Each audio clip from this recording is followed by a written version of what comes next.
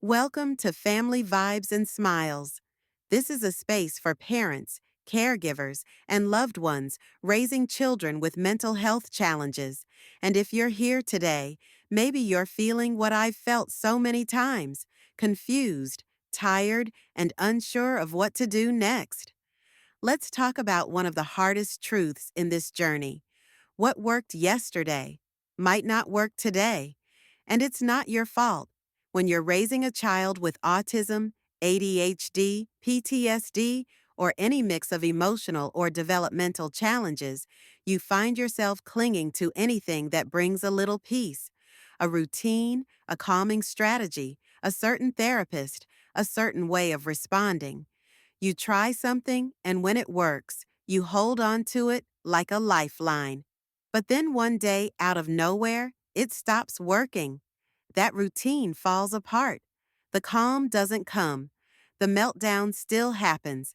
And you ask yourself, what did I do wrong? You didn't do anything wrong. Your child is growing, changing. Their brain is shifting. Their needs are evolving.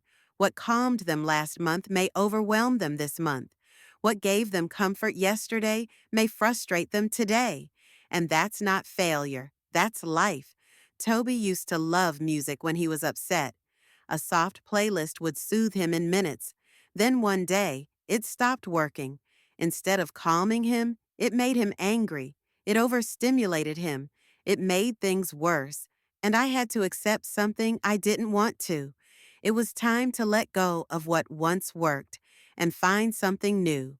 No one tells you how hard that part is. No one talks about how heartbreaking it is to realize that what felt like progress was really just one step in a long journey. But I'll tell you now, that doesn't mean you're going backwards. It means you're adjusting.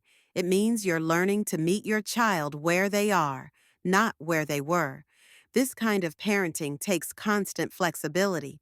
It's not about creating a perfect system and sticking to it forever. It's about paying attention, listening, adapting. It's about letting go of our need to be right or consistent and instead asking, what does my child need right now?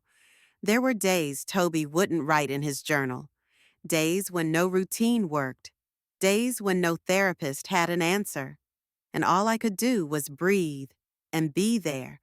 Sometimes that's the only thing that works: your presence. As caregivers, we carry so much pressure to fix, to solve, to be calm, no matter what. But this is not about being perfect. It's about showing up again and again, even when you don't have all the answers.